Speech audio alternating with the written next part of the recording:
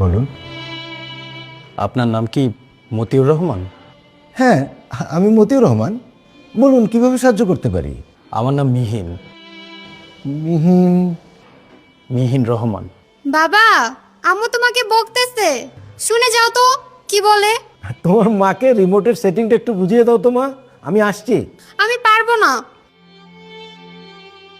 হ্যাঁ, কি কি যেন বলছিলে? মিহিন, মিহিন রহমান। হ্যাঁ, বলো কি বিষয়ে এসছো? আপনি তো পেশায় একজন অ্যাডভোকেট, তাই না? জি, তুমি ঠিক ঠিকানাতে এসছো। বলো কি সমস্যা? এখানেই বলবো? আচ্ছা, না না না, ঠিক আছে, আসো ভেতরে আসো।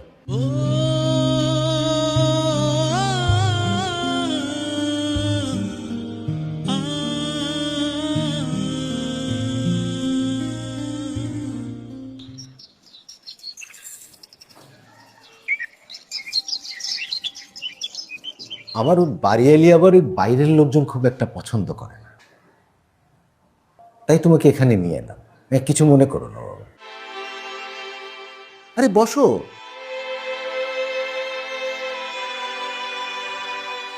এবার বলো, কি জানি বলছিলে তুমি? আমার মায়ের নাম নাজমা বেগম। নাজমা বেগম? মা মারা গেছেন আজকে 5 বছর হলো। আমার মা মারা যাবার ঠিক আগ মুহূর্তে বলেছিলেন আমার বাবার নাম নাকি মতিউর রহমান। আপনার এই ঠিকানাটা তিনি আমাকে দিয়েছিলেন। আমার মা মারা যাবার আগে আমি যখনই জিজ্ঞেস করতাম আমার বাবা কোথায়, আমার মা কখনো জবাব দেননি। আমার ছোটবেলায় মা আমাকে বলতেন আমার বাবা নাকি আমাদের ছেড়ে অনেক দূরে চলে গেছেন। আমার জীবনের একটা সময় অবধি আমি জানতাম যে আমার বাবা মারা গেছেন। পরে অবশ্য বড় হবার পর জানতে পেরেছিলাম আমার বাবা এখনো বেঁচে আছেন। তিনি নাকি তার কোনো এক ভালোবাসার মানুষের সাথে সুখের সংসার করছেন। অনেক সময় আমার মা আমাকে আমার বাবার গল্প শোনাতেন। আমার বাবা দেখতে কেমন ছিলেন, তিনি কিভাবে কথা বলতেন, কিভাবে হাঁটতেন, আমাকে সবই বলেছেন। শুধু বলেননি আমার বাবা কোথায় থাকেন, তার নাম আর তার পরিচয়।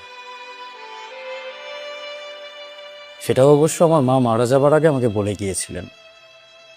তারপর গত 5 বছর আগে আমি আপনাকে প্রথমবারের মতো খুঁজে বের করি।